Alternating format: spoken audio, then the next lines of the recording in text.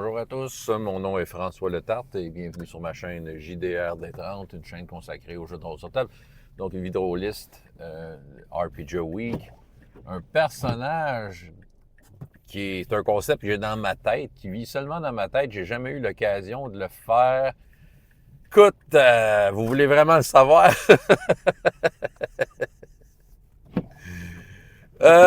Les seuls qui me viennent en tête, c'est peut-être par rapport aussi à une gang avec qui j'ai joué un petit bout de temps, il y a longtemps. Ah, écoute, ça, c'est du jeu de rôle que je vous ai pas raconté ben. T'sais, pourquoi pas vous parler de cette game-là qui a été... Je pense que j'ai déjà mentionné à un moment donné deux, trois trucs par rapport à ça, là, il y a longtemps. Là.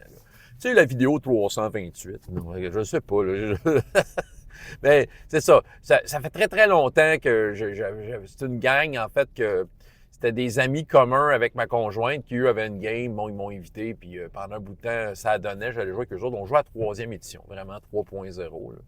C'est ça. Puis je m'étais fait un marin. OK? Puis on explorait un nouveau continent avec des technologies avancées, puis tout. Là, c'était bien intéressant. Puis, il y avait là-dedans... Je passe à un autre sujet, mais c'est pas grave, je continue. Il y avait là-dedans, entre autres, une joueuse, tu sais, c'était comme la pseudo-pas blonde d'un des gars dans la gang, mais qui voulait jouer. Puis, tu sais, genre de fille, là, que je sais pas trop, là, elle se donnait un genre, je suis mystérieuse dans la vraie vie, là, mais, tu sais, elle tapait ses nerfs, sérieux. Moi, elle me tapait ses nerfs. Désolé, je peux pas être ami avec tout le monde, là. Je veux dire, elle avait des qualités, mais, on va te dire, ses agissements camouflaient ses qualités. J'irai pas plus loin dans les explications. Mais c'est ça. En tout cas, reste qu'elle s'était faite comme un genre de fée invisible qui était tout le temps avec nous autres, mais elle restait invisible parce que son concept de personnage, c'est qu'elle était comme... Elle voulait pas qu'on sache qu'on existe. Elle voulait pas qu'on sache qu'elle existe. Fait que là, bon, ça, c'est un personnage dans sa tête en Simonac. Ça a le rapport. Fait que bon, fait que là, c'était comme... toutes les fois qu'elle voulait intervenir, il fallait qu'elle prenne le meneur de jeu à part. Je fais ci, je fais ça, puis là, le meneur de jeu, il lui disait oui, puis il revenait, puis, tu sais, il arrivait des affaires, puis, tu sais, c'était tellement loup solitaire comme façon de faire, ça me faisait vraiment chier. Fait que, tu sais, on était témoin de phénomènes de son personnage, sous prétexte qu'elle nous aidait. À un moment donné, tu sais, là, j'ai posé la question, fait qu'on sait pas que tu existes. Elle dit non, vous ne savez pas. Je suis un personnage qui est avec vous, mais c'est ça, je suis invisible. OK. Fait que là, à tout bout de champ, on comprend pas ce qui se passe, mais il y a des affaires autour de nous. En gros, oui, c'est ça. Fait qu'à un moment donné, mon personnage a perdu patience, puis il dit, OK, mais moi, je swing le vent jusqu'à temps de pogner de quoi, parce que j'étais tanné de son personnage. Puis je dis, je vais le pogner, ton personnage. Oui, mais j'étais invisible. Là, c'est la troisième édition. Je connaissais bien ma troisième édition. OK, là, j'ai ouvert le livre. J'ai dit, OK, j'ai quand même, t'es invisible. Si ça, telle pénalité, telle pénalité. Écoute, si je roule tel chiffre, je te pogne. Puis le meneur de jeu, il dit, ben, OK, c'est des règles. Je l'ai jamais pogné.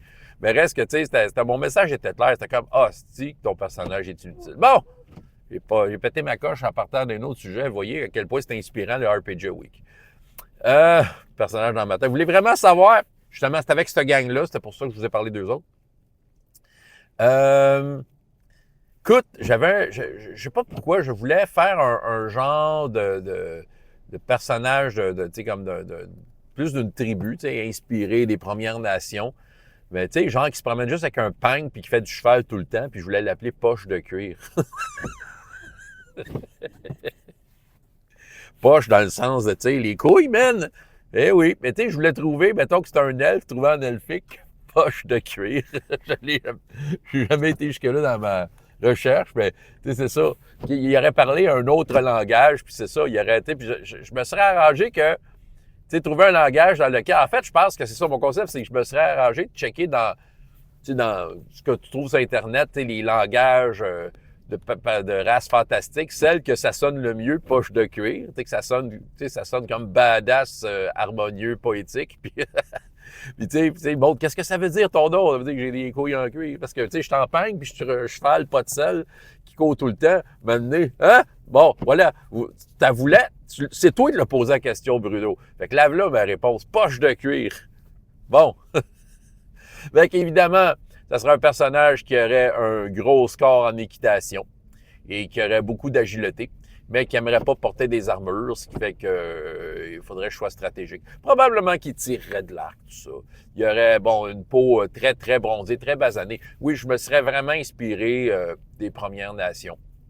Peut-être que si le personnage aurait été là, malgré son nom ridicule, il aurait évolué, puis là, je me serais intéressé aux Premières Nations, puis des légendes, puis tout ça, puis d'essayer d'incorporer ça à mon personnage. Ouais, poche de cuir. Bon. Fait que là, vous avez un concours, mes petits amis. Trouvez-moi en langue naine, en langue elfe, dans les langues que vous voulez. Écrivez-moi dans les commentaires si vous avez du temps à perdre là-dessus. Comment on dirait poche de cuir. Puis tu sais, si jamais testicule de cuir, ça sonne mieux. Allez-y, là. Hein? Bon, OK. Pouce en bas. Allez-y. OK. Ouais. Ben, c'est ça. Je pense que... j'irai pas plus loin. Je vous en nommerai pas d'autres. Je vais juste les poches de cuir parce que les poches de cuir, c'est le moins payé de la gang. À moins que vous vouliez vraiment, là, mais non, je le ferai pas. J'avais un autre hostie de concept de personnage. Encore là pour troller ce gang-là à Cthulhu. Hostie. Ça aurait été un hostie de flocon de neige. Je le sais. Mais je sais pas pourquoi je l'ai créé. Puis à toute fois que je passe, je ris. Ah, OK, c'est beau. Je vous en ai assez parlé. Je vais vous en parler. Là, mais vous mettrez des pouces en bas. Vous serez outrés. Vous serez, ouais, les social justice warriors. Venez-vous-en, Simonac. Vous attend. Ben, vous allez voir, c'est pas si pire. C'est pas si pire. OK. Cthulhu. Je voulais faire un scientifique. OK? Puis, tu sais, les années 20, hein, il y avait toutes sortes de théories un peu débiles, c'est ça. Fait que, OK. Puis, il y avait toutes sortes de théories débiles, OK, sur toutes sortes d'affaires. J'ai décidé de créer un personnage, en tout cas, que j'ai pas fait. Mais c'était vraiment pour troller. C'était la même gang en passant, la même gang que je vous ai raconté que je voulais soigner une fille invisible, là. C'est ça. Fait que, tu sais, dans le fond, je voulais un peu troller la gang encore, mais, tu sais, c'est parce qu'on était un peu dans ce genre-là. Oui, OK. Tu sais, je vais bifurquer avant de vous révéler l'innommable, là. Mais, dans le fond, comment je pourrais dire, tu sais, c'est une époque où, c'est ça, tu sais, je prenais pas trop cette game-là au sérieux. J'aurais peut-être dû, tu sais, c'est ça. Mais je pense qu'il y avait comme le côté très jovial de la patente. J'ai tendance à faire des personnages qui sont un peu trolls en général. Disons que je dose mieux aujourd'hui. Tu sais, je suis capable de plus l'intégrer dans la cohérence du personnage, tandis que là-bas, c'était comme, tu sais, d'avoir des concepts un peu drôles pis tout ça. Tu sais, poche de cuir, là, veut dire, il y aurait une vie, là, OK? L'autre, il n'y avait pas de nom, là, mais c'est un scientifique, OK, qui est dans les théories débiles des années 20, OK? Puis dans le fond, je voulais faire le spin-off de l'urinothérapie, qui j'appelais ça la scatothérapie. Bon, j'en parle pas plus.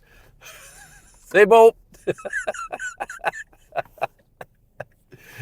Moi, je trouve ça très drôle. Je le sais, c'est pipi cacapoel de maternelle, là, mais regarde, non, il y a une certaine maturité parce que scatothérapeute, tu dis ça à un enfant de 5 ans, il comprend rien. Fait que voilà. Bonjour, je suis scatothérapeute. Avez-vous un problème? J'ai une solution. Oh, tabarnak! C'est à toi de pas poser des questions de même, Bruno. François Letard, JDR d'être et jusqu'à la prochaine fois. Il y a autant de plaisir dans la vie que dans les jeux. Au revoir.